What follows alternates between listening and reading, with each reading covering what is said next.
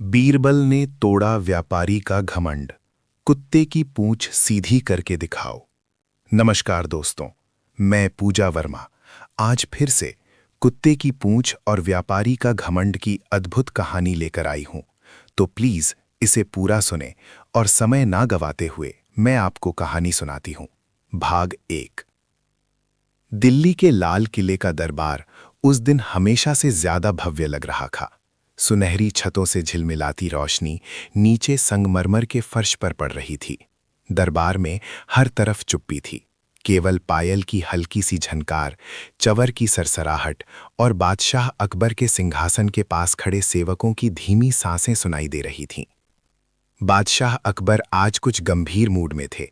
सामने दरबार में एक नया मेहमान खड़ा था, एक बहुत बड़ा व्यापारी। नाम था रतनचंद सेठ। दूर दूर तक उसकी अमीरी, उसका कारोबार और उसका घमंड मशहूर था। उसके पास रेशम, मसाले, हीरे, घोड़े और अनगिनत नौकर चाकर थे। वो जहां भी जाता अपने धन का ढिंढोरा पीटता और लोगों को नीचा दिखाने में उसे बड़ा आनंद आता। उस दिन वो अकबर के दरबार में भी अपनी वही अकड़ लेकर आया था। उसके वस्त्र इतने कीमती थे कि उनमें जड़े रत्न दीपकों की रोशनी में चमक रहे थे। उसकी अंगुलियों में भारी अंगूठियां थीं। उसके पीछे 2 नौकर सोने चांदी के संदूक लिए खड़े थे। अकबर ने शांत स्वर में पूछा, सेठ जी, आपके आने का कारण? रतनचंद ने अपनी मूंछों पर हाथ फेरते हुए कहा, जहांपनाह, मैं व्यापार के लिए नहीं बल्कि एक सच्चाई कहने आया हूं। संसार में सब कुछ खरीदा जा सकता है, माल, इज्जत, सेवक, दोस्त और कभी-कभी तो न्याय भी। दरबार में कुछ सरसराहट हुई। बीरबल, जो अकबर के दाईं ओर खड़े थे, हल्की मुस्कान के साथ उसे देखते रहे। अकबर की भौहें तन गईं। क्या तुम कहना चाहते हो कि सब कुछ धन से खरीदा जा सकता है? रतनचंद ने गर्व से सिर उठाया। हाँ जहांपनाह, धन के आगे हर मनुष्य झुकता है, गरीब की बुद्धि भी और अमीर की ईमानदारी भी। ये सुनते ही दरबार में खामोशी और गहरी हो गई। कुछ दरबारी एक दूसरे की ओर देखने लगे। किसी को समझ नहीं आया कि ये व्यापारी इतना साहस कैसे कर रहा है। अकबर ने बीरबल की ओर देखा। बीरबल, क्या तुम भी यही मानते हो? बीरबल ने शांति से उत्तर दिया, जहांपनाह, घमंड अक्सर आदमी को वही बोलने पर मजबूर कर देता है जो उसे सच लगता है, पर असल सच उससे बहुत अलग होता है। रतनचंद हंसा। तो क्या बीरबल जी, तुम मेरे धन का कोई मुकाबला करोगे? क्या तुम्हारे पास ऐसा कुछ है जिसे मैं खरीद ना सकूं? बीरबल ने मुस्कुराकर कहा, धन से बहुत कुछ खरीदा जा सकता है सेठ जी, लेकिन दुनिया में कुछ बातें ऐसी भी होती हैं जो ना बिकती हैं ना खरीदी जाती हैं।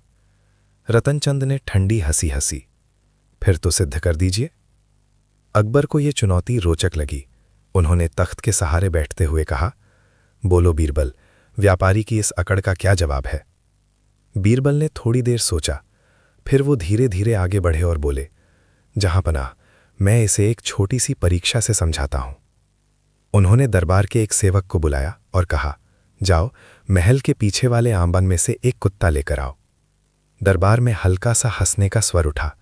व्यापारी की भौहें चढ़ गईं। कुत्ता? इस परीक्षा में कुत्ता क्यों? बीरबल ने आंखों में चमक के साथ उत्तर दिया, क्योंकि आज हम उसी की पूंछ सीधी करके देखेंगे। ये सुनते ही पूरा दरबार चौंक गया। कुछ लोग मुस्कुराए, कुछ हैरान हुए और रतनचंद का चेहरा लाल पड़ गया। वो बोला, ये तो बचकाना काम है, कुत्ते की पूंछ कभी सीधी नहीं होती। बीरबल ने तुरंत कहा, बस यही तो मैं सुनना चाहता था। अब अकबर भी उत्सुक हो उठे। क्या अर्थ है इसका बीरबल? बीरबल ने उत्तर नहीं दिया। उन्होंने केवल व्यापारी की ओर देखा और शांत स्वर में बोले, सेठ जी, आप कहते हैं कि हर चीज खरीदी जा सकती है, तो चलिए आज इस महल में एक ऐसा काम होगा जिससे आपके घमंड की असलियत सामने आ जाएगी। थोड़ी देर में सेवक एक भौंकता हुआ कुत्ता लेकर दरबार के पास आ गया। उसकी पूंछ छोटी सी थी और बार बार मुड़ जाती थी। दरबार में हंसी दब गई। बीरबल ने कुत्ते की तरफ इशारा किया और व्यापारी से बोले, अब बताइए, क्या आप इसकी पूंछ सीधी कर सकते हैं? रतनचंद तिरस्कार से बोला, नहीं, यह असंभव है। बीरबल ने सिर हिलाया। बहुत अच्छा, अब इसी जवाब को अपने भीतर भी सुन लीजिए। व्यापारी भड़क उठा। तुम मेरा अपमान कर रहे हो? बीरबल की आवाज शांत थी, लेकिन उसमें चाकू जैसी धार थी। नहीं, मैं केवल ये बता रहा हूं कि जैसे कुत्ते की पूंछ सीधी नहीं होती, वैसे ही घमंड से भरा मनुष्य भी सच्चाई को झुकाकर अपनी मुट्ठी में नहीं कर सकता। दरबार में हल्का सा शोर उठा। व्यापारी का चेहरा बुझ गया, पर उसने हार मानने से इनकार कर दिया। अगर यही बात है तो सिद्ध करके दिखाइए कि मेरे धन का कोई असर नहीं चलता।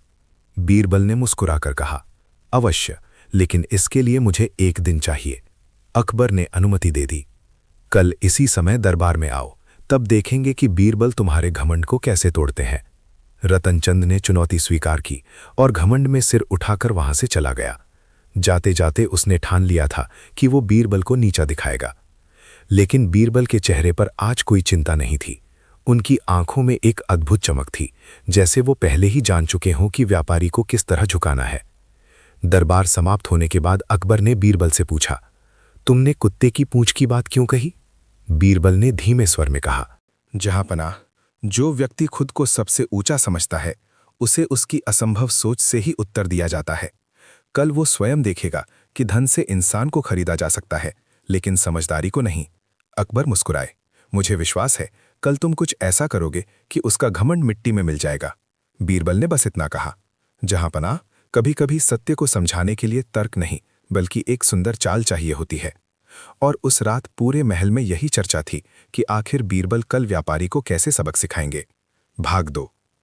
अगली सुबह दिल्ली का दरबार पहले से भी ज्यादा उत्सुकता से भरा हुआ था। हर किसी के मन में एक ही सवाल था, आज बीरबल क्या करने वाले हैं? क्या सच में वो व्यापारी के घमंड को तोड़ पाएंगे? बादशाह अकबर समय से पहले ही दरबार में आकर बैठ गए थे। उनकी आंखों में हल्की सी जिज्ञासा और मुस्कान थी। दरबारी धीरे धीरे अपनी जगह ले रहे थे, लेकिन आज सबकी निगाहें दरवाजे पर टिकी थीं। कुछ ही देर में भारी कदमों की आवाज आई। रतनचंद सेठ अपने पूरे ठाट बाट के साथ दरबार में प्रवेश कर रहा था। उसके पीछे इस बार पहले से भी ज्यादा नौकर थे, जो सोने चांदी के बक्से, कीमती कपड़े और थैलियां लेकर आए थे, मानो वो आज बीरबल को अपने धन से हराने ही आया हो।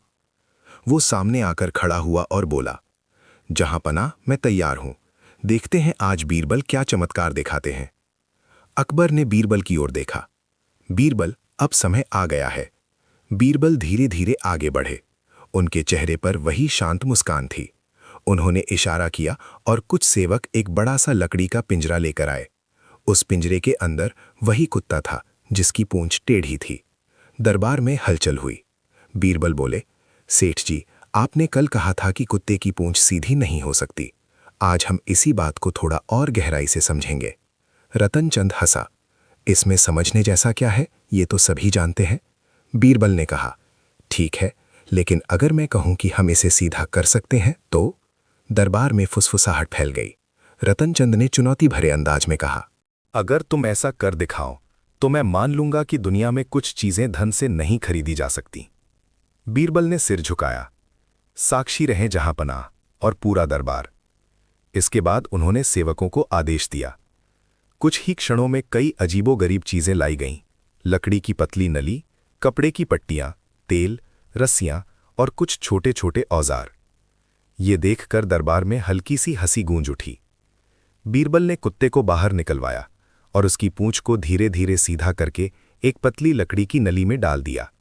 फिर उस पर कपड़ा बांध दिया ताकि पूंछ सीधी बनी रहे।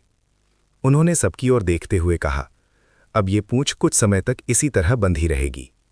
रतनचंद मुस्कुराया, और फिर क्या ये हमेशा के लिए सीधी हो जाएगी? बीरबल ने तुरंत उत्तर नहीं दिया। उन्होंने सेवकों से कहा कि कुत्ते को कुछ समय तक ऐसे ही रखा जाए। थोड़ी देर बाद उन्होंने आदेश दिया कि पट्टी खोल दी जाए। जैसे ही पट्टी हटाई गई, कुत्ते ने अपनी पूंछ झटकी और वो फिर से वैसे ही टेढ़ी हो गई। पूरा दरबार हंसी से गूंज उठा। अकबर भी मुस्कुराए बिना नहीं रह सके। रतनचंद ने ठहाका लगाया, बीरबल, यही तुम्हारा उपाय था? ये तो मैं पहले ही कह चुका था कि पूंछ सीधी नहीं होगी। बीरबल ने शांत स्वर में कहा, ठीक कहा आपने, लेकिन अभी प्रयोग पूरा नहीं हुआ है। अब उन्होंने दूसरा तरीका अपनाया। उन्होंने कुत्ते की पूंछ पर हल्का सा तेल लगाया और उसे हाथ से बार बार सीधा करने लगे। कुछ देर तक ऐसा करते रहे। पूंछ कुछ क्षणों के लिए सीधी दिखी, लेकिन जैसे ही कुत्ता हिला, वो फिर से टेढ़ी हो गई। दरबार में फिर से हंसी गूंजी। रतनचंद ने व्यंग्य किया, लगता है बीरबल आज हार मानने वाले हैं। बीरबल ने उसकी ओर गहराई से देखा। हार और जीत का निर्णय अंत में होगा सेठ जी। अब तीसरा तरीका आया। बीरबल ने एक लंबी रस्सी मंगवाई और कुत्ते की पूंछ को सीधा करके धीरे से रस्सी से बांध दिया। फिर रस्सी का दूसरा सिरा एक खूंटे से बांध दिया गया ताकि पूंछ सीधी खिंची रहे।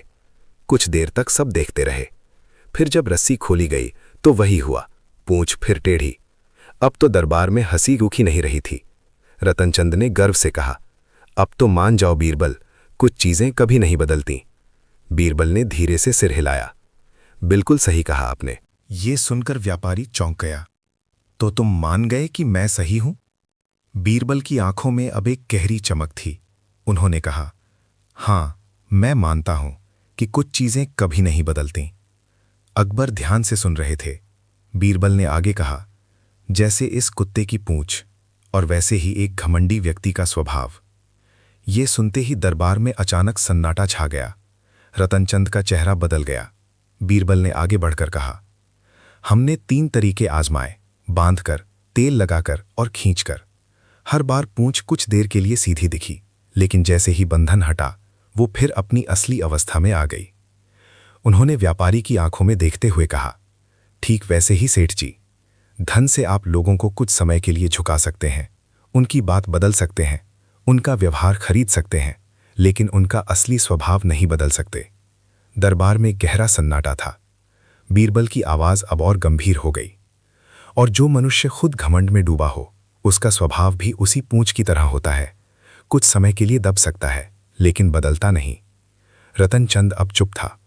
उसके चेहरे पर पहली बार घमंड की जगह सोच दिखाई दे रही थी। अकबर ने मुस्कुराकर कहा, बीरबल, आज तुमने केवल एक कुत्ते की पूंछ नहीं, बल्कि एक इंसान का घमंड भी सीधा करने की कोशिश की है। लेकिन क्या रतनचंद सच में बदल गया था, या उसका घमंड अभी भी अंदर छिपा हुआ था? आगे क्या होगा? क्या व्यापारी सच में अपनी गलती मानेगा, या बीरबल को एक और चाल चलनी पड़ेगी? भाग 3। दरबार में गहरा सन्नाटा छाया हुआ था। बीरबल के शब्द हवा में जैसे ठहर गए थे, सीधे, सटीक और चुभने वाले। रतनचंद सेठ का सिर झुका हुआ था, लेकिन उसकी आंखों में अभी भी एक हल्की सी जिद बाकी थी। बादशाह अकबर ने उसकी ओर देखा और बोले, सेठ जी, अब क्या कहना है आपका? क्या अब भी आप यही मानते हैं कि सब कुछ धन से खरीदा जा सकता है? रतनचंद ने कुछ क्षण चुप रहकर उत्तर दिया, जहांपनाह, बीरबल ने अच्छी बात कही है, लेकिन मैं अभी भी मानता हूं कि धन की शक्ति सबसे बड़ी होती है। दरबार में हलचल हुई। बीरबल हल्के से मुस्कुराए, जैसे उन्हें इसी उत्तर की उम्मीद थी। उन्होंने कहा, जहांपनाह, लगता है अभी भी इनका घमंड पूरी तरह नहीं टूटा है। अगर अनुमति हो तो एक आखिरी परीक्षा और ली जाए। अकबर ने उत्सुकता से कहा, इजाजत है बीरबल, देखना चाहता हूं कि अब तुम क्या करते हो। बीरबल ने तुरंत एक सेवक को बुलाया और कुछ फुसफुसाकर आदेश दिया। सेवक तेजी से बाहर चला गया। कुछ देर बाद वो वापस लौटा, अपने साथ एक बूढ़ा साधारण सा आदमी लेकर। उसके कपड़े पुराने थे, चेहरा झुर्रियों से भरा था और आंखों में थकान साफ दिखाई देती थी। बीरबल ने उसे सम्मान से दरबार के बीच खड़ा किया। रतनचंद ने उसे देखकर उपेक्षा से मुंह फेर लिया। ये कौन है? बीरबल ने शांत स्वर में कहा, सेठ जी, ये वही व्यक्ति है जिसे आपने कुछ वर्ष पहले अपने व्यापार में धोखा देकर बर्बाद कर दिया था। ये सुनते ही रतनचंद चौंक गया। क्या बकवास है? मैंने किसी को धोखा नहीं दिया, बूढ़े आदमी ने कांपती आवाज में कहा। सेठ जी, आपने मुझे नहीं पहचाना? मैं वही हरिदास हूं जिसने आपके साथ मिलकर कारोबार शुरू किया था। आपने मेरे हिस्से का सारा धन हड़प लिया और मुझे सड़क पर छोड़ दिया। दरबार में फुसफुसाहट फैल गई। अकबर का चेहरा गंभीर हो गया। क्या ये सच है सेठ जी? रतनचंद कुछ बोल नहीं पाया। उसकी आंखें इधर उधर भटकने लगीं। बीरबल ने मौका देखकर कहा, कोई बात नहीं सेठ जी, अगर ये सच नहीं है तो इसे अभी सिद्ध कर दीजिए। फिर उन्होंने बूढ़े हरिदास की ओर मुड़कर कहा, अगर सेठ जी आपको आपका हक दे दें तो क्या आप इन्हें माफ कर देंगे? हरिदास ने धीरे से कहा, मुझे अपना हक मिल जाए तो मैं इनसे कोई शिकायत नहीं रखूंगा। अब बीरबल ने रतनचंद की ओर देखा। सेठ जी, आपके पास अपार धन है। अगर आप चाहें तो अभी इस व्यक्ति को उसका हक दे सकते हैं और उसका दिल भी खरीद सकते हैं। पूरा दरबार अब रतनचंद की ओर देख रहा था। ये वही क्षण था जहां उसकी बातों की असली परीक्षा थी। कुछ पल के लिए सन्नाटा छा गया। रतनचंद के चेहरे पर संघर्ष साफ दिख रहा था। एक ओर उसका घमंड, दूसरी ओर सच्चाई।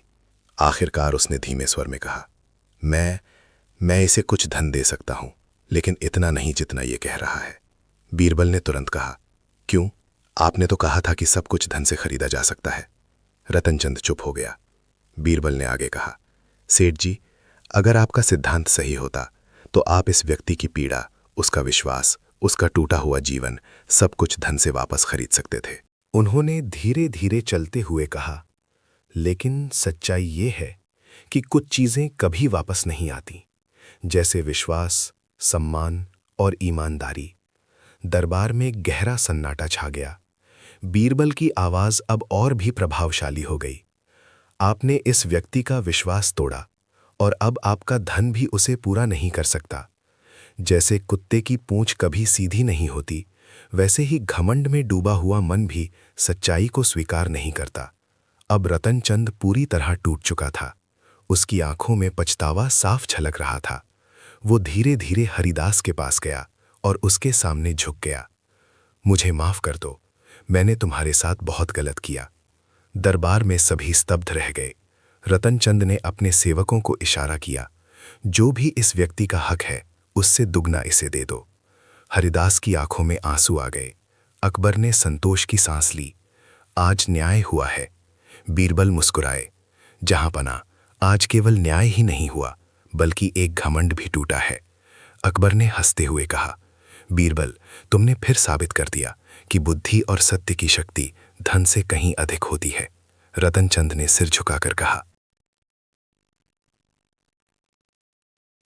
आज मैंने सीख लिया कि धन सब कुछ नहीं होता।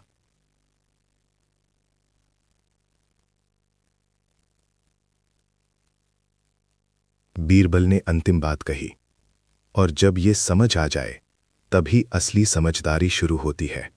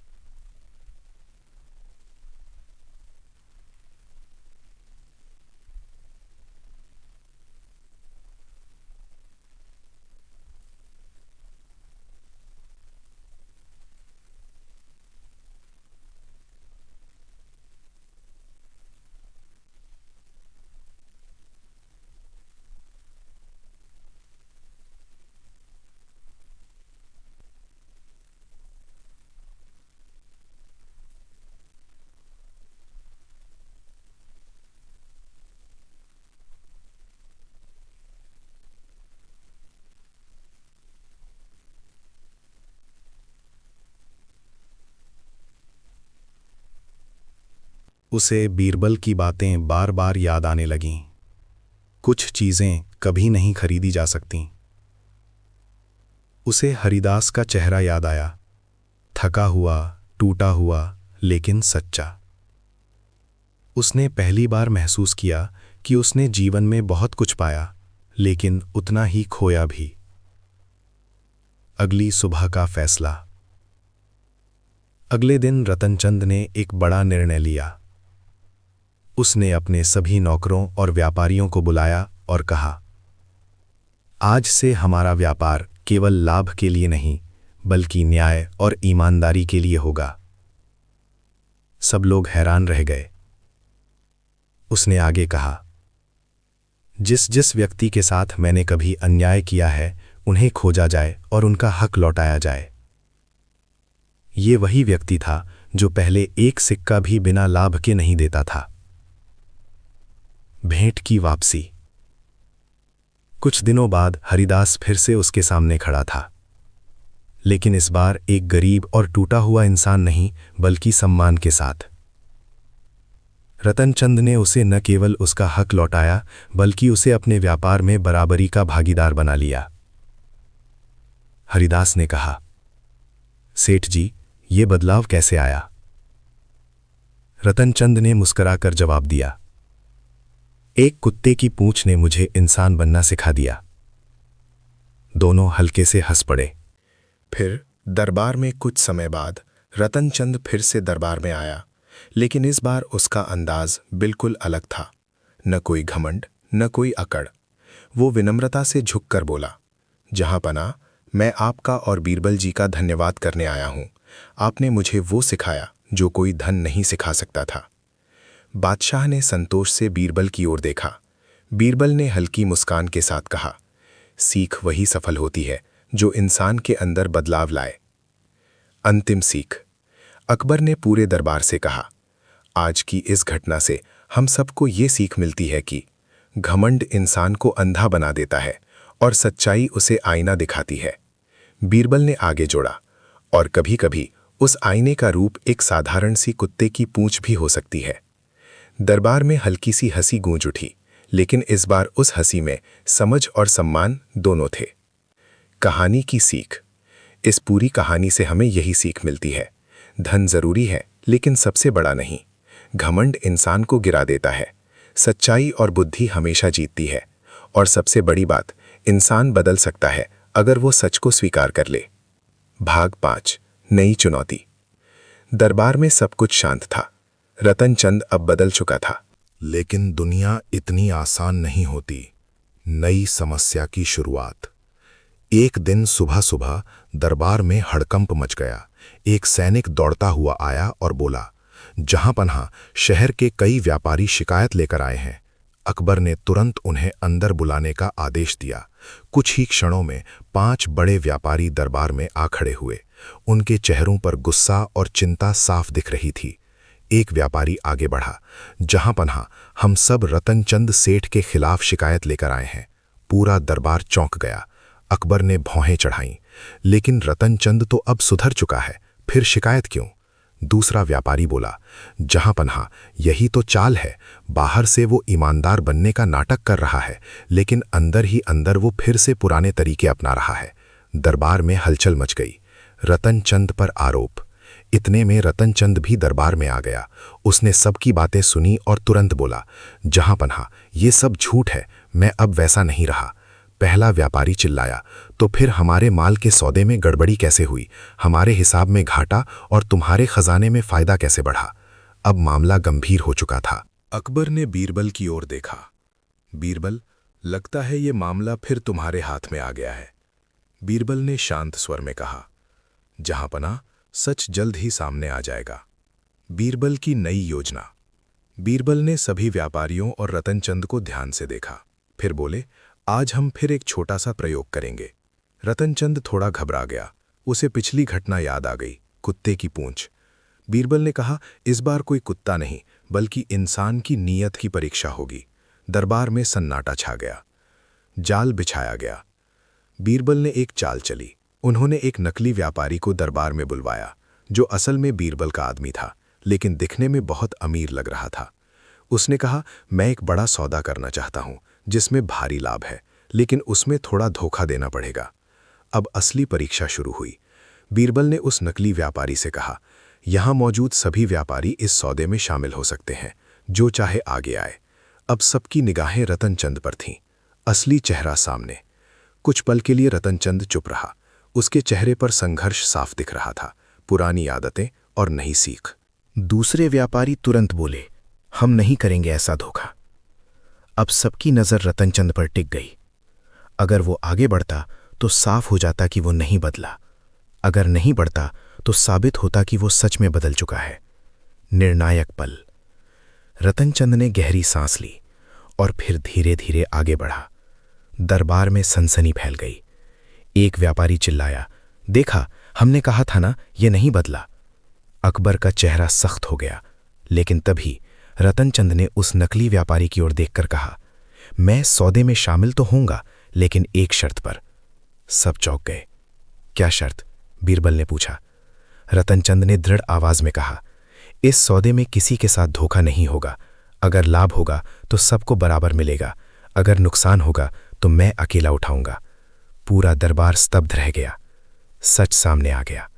बीरबल मुस्कुराए। उन्होंने ताली बजाई और कहा, बस यही सुनना था। नकली व्यापारी तुरंत आगे आया और झुक गया। जहां पना, मैं बीरबल जी का आदमी हूं। अब सब समझ गए, ये एक परीक्षा थी। अंतिम फैसला। अकबर ने गर्व से कहा, रतनचंद, आज तुमने सच में साबित कर दिया कि तुम बदल चुके हो। बाकी व्यापारी शर्मिंदा हो गए। उन्होंने सिर झुकाकर कहा, हमें माफ करें, हमने आपको गलत समझा। रतनचंद ने विनम्रता से कहा, गलती मेरी ही थी, मेरे पुराने कर्मों ने ही ये शक पैदा किया। बीरबल की अंतिम बात। बीरबल ने मुस्कुराकर कहा, कुत्ते की पूंछ भले सीधी न हो, लेकिन इंसान अगर चाहे तो अपना स्वभाव जरूर बदल सकता है। दरबार में तालियां गूंज उठीं। भाग 6, खतरनाक मोड़। दरबार में तालियां गूंज रही थीं। रतनचंद अब सम्मान का पात्र बन चुका था, लेकिन हर कहानी का एक अंधेरा पक्ष भी होता है, और ये अंधेरा अभी बाकी था। उसी रात शहर के एक सुनसान कोने में कुछ लोग इकट्ठा हुए। उनके चेहरे कपड़ों से ढके हुए थे। एक भारी आवाज गूंजी, रतनचंद बदल गया है और ये हमारे लिए खतरा है। दूसरी आवाज आई, पहले वो हमारे साथ मिलकर चाल चलता था, अब वो ईमानदार बन गया है, अगर उसने हमारे राज खोल दिए तो। तीसरी आवाज ठंडी थी, तो उसे चुप कराना होगा। अगले दिन सुबह जब रतनचंद अपने गोदाम की जांच कर रहा था, तभी अचानक अफरा तफरी मच गई। आग लग गई। गोदाम के एक हिस्से में भीषण आग भड़क उठी। लोग इधर उधर भागने लगे। रतनचंद ने तुरंत आदेश दिया, पानी लाओ, जल्दी।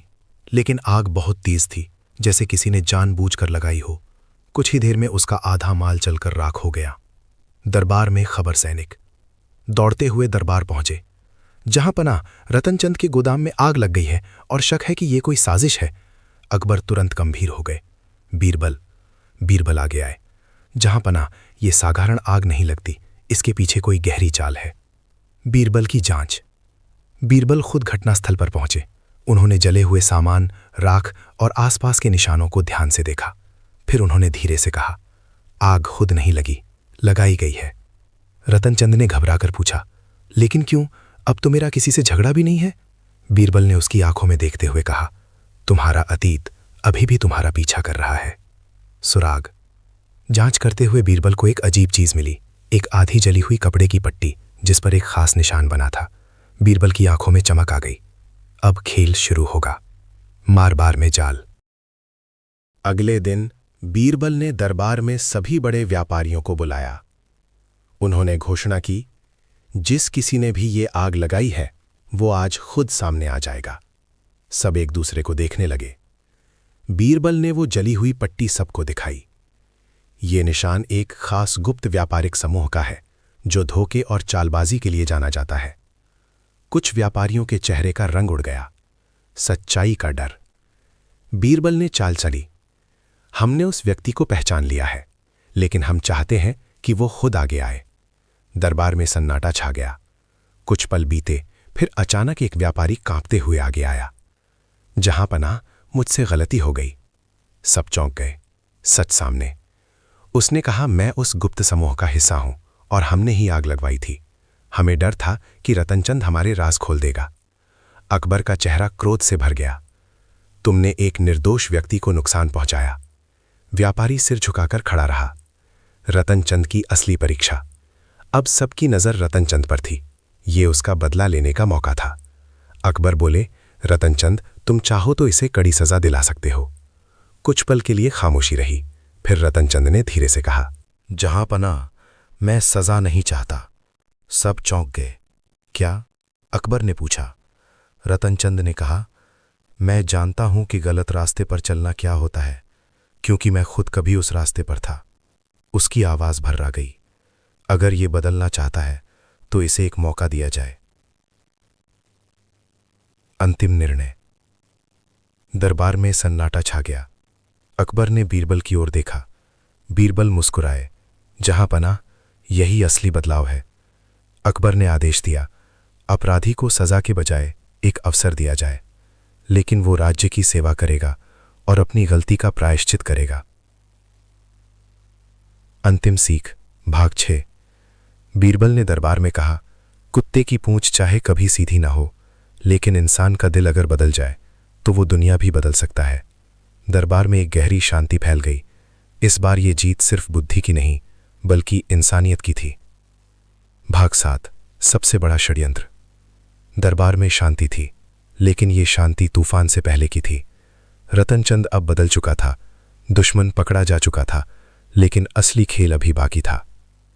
अंधेरे का असली मालिक, जिस व्यापारी ने आग लगाने की बात कबूल की थी, उसे महल के कारागार में रखा गया था। रात के समय एक सिपाही उसके पास आया, लेकिन वो साधारण सिपाही नहीं था। उसने धीरे से कहा, डरो मत, तुम अकेले नहीं हो। कैदी व्यापारी ने घबराकर पूछा, तुम कौन हो? सिपाही ने अपना चेहरा ढका कपड़ा हटाया और उसकी आंखों में एक खतरनाक चमक थी। मैं वही हूं जिसने ये पूरा खेल रचा है। कैदी की सांसें रुक गईं। लेकिन क्यों? वो आदमी ठंडी हंसी हंसा, क्योंकि मुझे इस राज्य को अंदर से तोड़ना है। नया खतरा। अगली सुबह दरबार में एक चौंकाने वाली खबर आई। जहां पनाह कारागार से कैदी भाग गया। पूरा दरबार हिल गया। अकबर क्रोधित हो उठे। ये कैसे हुआ? सैनिक कांपते हुए बोले, किसी अंदर के आदमी ने मदद की है। अकबर ने तुरंत बीरबल की ओर देखा। अब ये मामला बहुत गंभीर हो गया है। बीरबल की शंका। बीरबल कुछ देर चुप रहे, फिर धीरे से बोले, जहां पनाह, ये केवल एक कैदी का भागना नहीं है, ये एक बड़े षड्यंत्र की शुरुआत है। रतनचंद भी वहां मौजूद था। उसके चेहरे पर चिंता साफ दिख रही थी। क्या इसका मतलब कोई और भी है? बीरबल ने सिर हिलाया। हां, और वो हमारे बहुत करीब है। दरबार में सन्नाटा छा गया। गुप्त जांच। बीरबल ने इस बार खुलकर नहीं, बल्कि चुपचाप जांच शुरू की। उन्होंने कुछ विश्वसनीय लोगों को अलग अलग काम सौंपे। किसी को सैनिकों पर नजर रखने का आदेश, किसी को व्यापारियों के बीच खबरें जुटाने का काम, और खुद बीरबल महल के अंदर की गतिविधियों पर ध्यान देने लगे। कुछ दिनों तक सब सामान्य दिखता रहा, लेकिन बीरबल की आंखें कुछ और ही देख रही थीं। छिपा हुआ गद्दार। एक रात बीरबल महल के पीछे वाले हिस्से में छिपे हुए थे। अचानक उन्होंने देखा, एक व्यक्ति चुपके से महल के गुप्त रास्ते की ओर जा रहा है। बीरबल ने उसका पीछा किया। वह व्यक्ति सीधे उसी रास्ते की ओर गया जहां से कैदी भागा था। जैसे ही वह अंदर गया, बीरबल ने सैनिकों को संकेत दिया, उसे पकड़ो। सैनिकों ने तुरंत उसे घेर लिया। जब उसका चेहरा सामने आया तो पूरा राज खुल गया। चौंकाने वाला सच। वो कोई साधारण व्यक्ति नहीं था, वह महल का ही एक उच्च अधिकारी था। दरबार में जब उसे लाया गया तो सब स्तब्ध रह गए। अकबर गरज उठे, तुमने हमारे साथ विश्वासघात किया। वह अधिकारी हंस पड़ा। हां जहांपना, क्योंकि इस राज्य की ताकत अब कमजोर हो चुकी है। असली योजना। उसने कहा, हम एक गुप्त समूह हैं। हम व्यापारियों को, सैनिकों को और अधिकारियों को अपने साथ मिला रहे हैं, ताकि एक दिन इस राज्य को अंदर से गिरा सकें। दरबार में सन्नाटा छा गया। रतनचंद के चेहरे पर गुस्सा आ गया। तो ये सब मेरे खिलाफ नहीं, पूरे राज्य के खिलाफ था। बीरबल की चाल। बीरबल मुस्कुराए, और तुम यही समझते रहे कि तुम हमसे एक कदम आगे हो। उन्होंने सैनिकों को इशारा किया। अचानक दरबार के चारों ओर से और सैनिक आ गए और कई और गुप्त सदस्य पकड़ लिए गए। वो अधिकारी चौंक गया। ये कैसे? बीरबल ने शांत स्वर में कहा, जिस दिन तुमने पहला कदम उठाया था उसी दिन मैंने तुम्हारी चाल समझ ली थी। अंतिम फैसला। अकबर ने कठोर स्वर में आदेश दिया, जो लोग इस षड्यंत्र में शामिल हैं उन्हें कड़ी सजा दी जाएगी। सभी दोषियों को बंदी बना लिया गया। सम्मान। अकबर ने रतनचंद की ओर देखा। तुमने अपने पुराने जीवन को छोड़कर सही रास्ता चुना और आज तुमने राज्य की रक्षा में भी योगदान दिया है। रतनचंद ने विनम्रता से सिर झुका दिया। बीरबल की अंतिम सीख भाग 7। बीरबल ने दरबार में कहा, घमंड इंसान को अंधा बनाता है, लेकिन जब वो टूटता है तो वही इंसान सबसे बड़ा रक्षक बन सकता है। दरबार में गर्व और शांति का माहौल था। अब ये केवल एक कहानी नहीं रही थी, ये बन चुकी थी एक सीख, एक बदलाव और एक जीत। भाग 8। युद्ध की आहट। दरबार में सब कुछ शांत था। षड्यंत्रकारियों को पकड़ लिया गया था। राज्य सुरक्षित लग रहा था, लेकिन बीरबल की आंखों में अब भी चिंता थी। तूफान की खबर। एक सुबह अचानक सीमा से संदेश आया, जहां पनाह, पड़ोसी राज्य की सेना हमारी सीमा के पास डेरा डाल चुकी है। दरबार में सनसनी फैल गई। अकबर तुरंत उठ खड़े हुए। क्या ये युद्ध की तैयारी है? सैनिक ने झुककर कहा, जी जहां पनाह, और ऐसा लगता है कि उन्हें हमारे राज्य की अंदरूनी जानकारी भी है। बीरबल की आंखें सिकुड़ गई। मतलब गद्दारों का जाल अभी पूरी तरह खत्म नहीं हुआ। बेटी, डर और तैयारी। पूरे राज्य में हलचल मच गई। सैनिकों को तैयार किया जाने लगा। किले की सुरक्षा बढ़ा दी गई।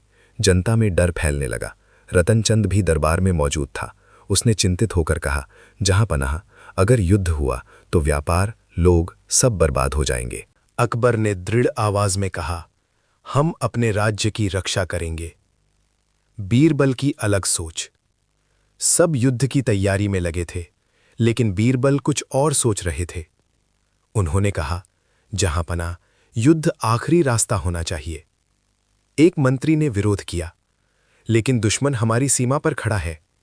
बीरबल बोले, और यही समय है जब हमें बुद्धि से काम लेना चाहिए। चाल की शुरुआत। बीरबल ने एक अनोखी योजना बनाई। उन्होंने रतनचंद को बुलाया। सेठ जी, क्या आप मेरे साथ एक जोखिम भरा काम करेंगे? रतनचंद ने बिना सोचे कहा, अगर इससे राज्य की रक्षा हो सकती है तो मैं तैयार हूं। दुश्मन के बीच। कुछ दिनों बाद रतनचंद एक व्यापारी के रूप में पड़ोसी राज्य के शिविर में पहुंचा। वो अपने साथ कीमती सामान और सौदे का प्रस्ताव लेकर गया, ताकि दुश्मन का विश्वास जीत सके। धीरे धीरे उसने उनके बीच जगह बना ली। उसे पता चला, दुश्मन सेना को हमारे राज्य की गुप्त जानकारी मिल रही है और कोई अंदर से अब भी उनकी मदद कर रहा है। बड़ा खुलासा। एक रात रतनचंद ने एक गुप्त बैठक सुनी। वहां दुश्मन का सेनापति कह रहा था, हमले का समय तय हो चुका है और हमारे आदमी ने महल के अंदर सब इंतजाम कर लिया है। रतनचंद समझ गया, खतरा अभी भी महल के अंदर है। समय के खिलाफ दौड़। रतनचंद तुरंत किसी तरह वहां से निकला और रातों रात महल पहुंचा। वो सीधे दरबार में पहुंचा। जहां पनाह, हमला बहुत जल्द होने वाला है और गद्दार अभी भी हमारे बीच है। दरबार में फिर से हलचल मच गई। अंतिम योजना। बीरबल ने तुरंत योजना बनाई। हम दुश्मन को वही दिखाएंगे जो वो देखना चाहता है। उन्होंने महल में झूठी जानकारी फैलाने का आदेश दिया कि किले की एक दीवार कमजोर है। असल में वहां जाल बिछाया गया। हमला। रात होते ही दुश्मन सेना ने हमला कर दिया। वे सीधे उसी कमजोर दीवार की ओर बढ़े, लेकिन जैसे ही वे अंदर घुसे, चारों तरफ से सैनिकों ने उन्हें घेर लिया। शीत। दुश्मन सेना पूरी तरह फंस चुकी थी। कुछ ही समय में उन्हें हार माननी पड़ी। स्पेडा। आखिरी गद्दार। अब बारी थी उस गद्दार को पकड़ने की। बीरबल ने दरबार में सभी अधिकारियों को बुलाया। उन्होंने कहा, जिसने झूठी जानकारी बाहर भेजी है वो आज खुद सामने आ जाएगा। एक एक करके सबके चेहरे पढ़े गए और फिर एक व्यक्ति घबराकर कांपने लगा। सैनिकों ने उसे पकड़ लिया। वही असली गद्दार था। अंत और सम्मान। अकबर ने गर्व से कहा, आज हमारी जीत तलवार से नहीं, बुद्धि से हुई है। रतनचंद को सम्मानित किया गया। शांति के बाद की खामोशी। कुछ हफ्तों बाद दरबार फिर से सामान्य हो गया। व्यापार फिर चलने लगा, लोग फिर हंसने लगे। रतनचंद अब राज्य के सबसे सम्मानित व्यापारियों में गिना जाने लगा था। लेकिन अंदर ही अंदर एक नई चुनौती जन्म ले रही थी, नई समस्या। एक दिन कुछ छोटे व्यापारी दरबार में आए। उन्होंने शिकायत की। जहां पनाह, अब एक नई समस्या खड़ी हो गई है। अकबर ने पूछा, क्या? उन्होंने कहा, रतनचंद सेठ अब इतने बड़े हो गए हैं कि बाकी छोटे व्यापारियों का व्यापार दबने लगा है। दरबार में सन्नाटा छा गया। रतनचंद चौंक गया। मैंने तो किसी के साथ गलत नहीं किया। छोटे व्यापारी बोले, आप गलत नहीं करते, लेकिन आपकी ताकत इतनी ज्यादा है कि हम टिक नहीं पाते। बीरबल की गहरी समझ। बीरबल मुस्कुराए। जहां पनाह, यही असली परीक्षा है। अकबर ने पूछा, कैसी परीक्षा? बीरबल बोले, जब इंसान गरीब होता है तो विनम्र रहना आसान होता है, लेकिन जब वही इंसान शक्तिशाली बन जाता है तब उसका असली स्वभाव सामने आता है। अब सबकी नजर रतनचंद पर थी। फैसला। अकबर ने कहा, रतनचंद, अब निर्णय तुम्हारे हाथ में है। कुछ पल के लिए गहरी खामोशी छा गई। ये कोई साधारण निर्णय नहीं था। या तो वो अपनी ताकत का इस्तेमाल करेगा या दूसरों को भी आगे बढ़ने का मौका देगा। रतनचंद का उत्तर। रतनचंद धीरे धीरे आगे बढ़ा। उसने छोटे व्यापारियों की ओर देखा और फिर बोला, अगर मेरी वजह से किसी का व्यापार दब रहा है तो ये भी एक तरह का अन्याय है। सब चौंक गए। नया रास्ता। रतनचंद ने घोषणा की वो छोटे व्यापारियों को अपने साथ जोड़ेंगे, उन्हें सस्ते दाम पर सामान देंगे और अपने लाभ का एक हिस्सा उनके विकास में लगाएंगे। मैं अकेले बड़ा नहीं बनना चाहता, मैं सबको साथ लेकर आगे बढ़ना चाहता हूं। दरबार की प्रतिक्रिया। पूरा दरबार तालियों से गूंज उठा। अकबर ने गर्व से कहा, आज तुमने साबित कर दिया कि तुम सच में बदल चुके हो। बीरबल की अंतिम सीख, भाग 9। बीरबल ने मुस्कुराकर कहा, कुत्ते की पूंछ शायद कभी सीधी ना हो, लेकिन इंसान अगर हर दिन खुद को सुधारता रहे तो वो दुनिया की सबसे सीधी और सच्ची राह पर चल सकता है। असली अंत। अब कहानी सच में पूरी हो चुकी थी। घमंड से शुरुआत, समझ से बदलाव, परीक्षा से प्रमाण और अंत में नेतृत्व और इंसानियत। सच्ची जीत दूसरों को हराने में नहीं, खुद को बदलने में है। ताकत मिलने के बाद भी विनम्र रहना ही महानता है। और सबसे बड़ी बात, सच्चा इंसान वही है जो दूसरों को भी आगे बढ़ने दे। भाग 10। विरासत और आखिरी परीक्षा। समय बीत चुका था। दरबार पहले जैसा ही भव्य था। राज्य समृद्ध था। और रतनचंद अब केवल एक व्यापारी नहीं बल्कि लोगों के लिए एक उदाहरण बन चुका था। लेकिन हर महान कहानी के अंत में एक आखिरी परीक्षा छिपी होती है। बीरबल की चिंता। एक शाम बीरबल महल के बगीचे में अकेले बैठे थे। उनकी नज़र दूर आसमान पर थी, जैसे वो कुछ सोच रहे हों। तभी बादशाह अकबर वहां आए और बोले, बीरबल, आज तुम कुछ चिंतित लग रहे हो। बीरबल ने धीमे स्वर में कहा, जहां पनाह, मुझे चिंता रतनचंद की नहीं बल्कि उसकी आने वाली पीढ़ी की है। अकबर ने पूछा, क्या मतलब? नई चुनौती। कुछ ही दिनों बाद रतनचंद का बेटा विक्रम दरबार में आया। वो युवा था, अमीर था और उसकी आंखों में वही घमंड था जो कभी उसके पिता में था। दरबार में खड़े होकर उसने कहा, जहां पनाह, मेरे पिता ने बहुत नाम कमाया है, अब मैं उसे और बड़ा बनाऊंगा और इस राज्य का सबसे शक्तिशाली व्यापारी बनूंगा। बीरबल ने ध्यान से उसे देखा। उन्हें लगा कहानी फिर वहीं लौट रही है। बीरबल की आखिरी योजना। बीरबल ने रतनचंद को अलग बुलाया। सेठ जी, क्या आप चाहते हैं कि आपका बेटा वही गलती करे जो आपने की थी? रतनचंद ने घबरा कर कहा, नहीं, मैं चाहता हूं कि वो आपसे सीखे। बीरबल मुस्कुराए। तो फिर उसे एक सबक सिखाना होगा, लेकिन इस बार परीक्षा और भी कठिन होगी। परीक्षा की शुरुआत। अगले दिन दरबार में बीरबल ने विक्रम को बुलाया। उन्होंने कहा, तुम कहते हो कि तुम सबसे शक्तिशाली व्यापारी बनना चाहते हो? विक्रम ने गर्व से कहा, हां। बीरबल बोले, तो पहले एक छोटा सा काम करो। फिर वही पूंछ। दरबार में फिर से एक कुत्ता लाया गया। विक्रम हंस पड़ा, यह तो बहुत आसान है, मैं इसकी पूंछ सीधी कर दूंगा। उसने कई तरीके अपनाए, रस्सी से बांधा, लकड़ी से सीधा किया, हाथ से दबाया, लेकिन हर बार वही हुआ, पूंछ फिर टेढ़ी। दरबार में हल्की हंसी गूंज उठी। असली झटका। विक्रम गुस्से में बोला, यह असंभव है। बीरबल ने शांत स्वर में कहा, ठीक वैसे ही जैसे घमंड के साथ इंसान का सही रास्ते पर चलना असंभव होता है। विक्रम चौंक गया। सच्चाई का आईना। तभी रतनचंद आगे आए। उन्होंने अपने बेटे की ओर देखा और कहा, बेटा, मैं भी कभी ऐसा ही था, लेकिन मैंने सीखा कि घमंड इंसान को गिरा देता है। विक्रम का चेहरा बदलने लगा। श्रृंगार बदलाव की शुरुआत। विक्रम धीरे धीरे झुक गया। मुझे माफ कीजिए, मैंने बिना समझे ही खुद को सबसे बड़ा समझ लिया। अंतिम क्षण। अकबर ने संतोष से कहा, आज एक नहीं 2 पीढ़ियां सीख गईं। बीरबल मुस्कुराए। यही असली जीत है, जब सीख आगे बढ़ती है। पूरी कहानी की अंतिम सीख। भाग 10। कुत्ते की पूंछ भले कभी सीधी ना हो, लेकिन इंसान की सोच हर पीढ़ी में सुधर सकती है, अगर उसे सही समय पर सही सीख मिल जाए। महासमापन। एक घमंडी व्यापारी से शुरुआत, एक समझदार इंसान में बदलाव, एक राज्य की रक्षा, और अंत में विरासत की सीख। भाग 11। विरासत का सच्चा अर्थ। समय धीरे धीरे आगे बढ़ता गया। दरबार वैसा ही था, न्याय वैसा ही था, लेकिन अब एक चीज बदल चुकी थी, लोगों की सोच। रतनचंद अब एक सम्मानित व्यक्ति था।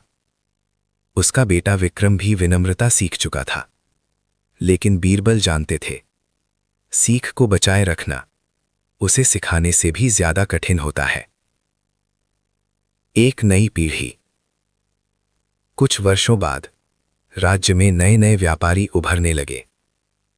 उनमें जोश था, बुद्धि थी, लेकिन साथ ही एक छिपा हुआ खतरा भी, तेज सफलता के साथ बढ़ता हुआ घमंड। एक दिन कुछ युवा व्यापारी दरबार में आए। उन्होंने कहा, जहां पनाह, हम भी बड़े बनना चाहते हैं और हम किसी भी तरीके से सफलता हासिल कर सकते हैं।